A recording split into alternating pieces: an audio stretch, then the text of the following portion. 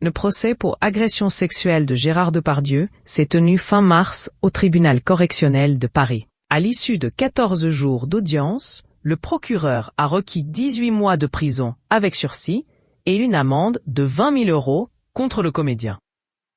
Parmi ses nombreuses défenses loufoques, à la barre, l'interprète de Cyrano avoir déclaré son amour pour les femmes. « J'adore les femmes et la féminité, je me sens moi-même très féminin », avait-il juré, suscitant quelques rires. Quelqu'un qui ne rit pas du tout à propos de cette affaire est Gérard Lanvin.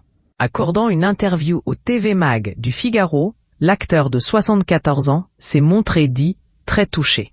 Il a en effet toujours eu beaucoup d'admiration pour Gérard. Après, c'est une histoire de comportement, d'éducation. Il fallait avoir un comportement différent pour ne pas se retrouver dans cette galère-là. C'était un mec qui plaisait beaucoup aux femmes. Il faut le savoir. Il y a un moment où il a dégénéré dans un comportement qui le regarde, a-t-il déclaré. Sans aucun filtre, il en a dit plus sur l'attitude et sur le comportement de son idole. Attention, je ne l'ai pas vu violer des gens et je n'ai pas été témoin de choses particulières, mais je sais qu'il était grossier et rustre, ça faisait partie de sa nature d'homme. Il l'a d'ailleurs mis au service de ses rôles.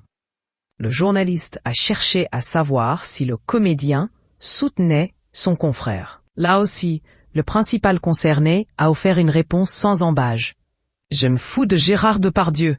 Comme il se fout de moi, je n'en ai rien à foutre », a-t-il lancé, très cash.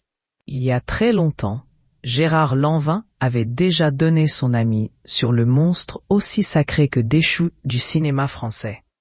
C'était en 2013. À l'époque, Gérard Depardieu était parti de France pour des raisons fiscales. « Je soutiens Gérard parce que je l'aime et le connais. On sait sa folie, sa démence.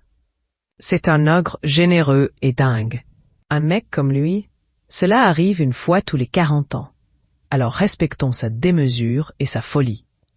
Si les gens aiment l'argent, le patrimoine, l'idée de posséder, ils ont le droit », défendait alors Gérard Lanvin, de façon un peu moins virulente.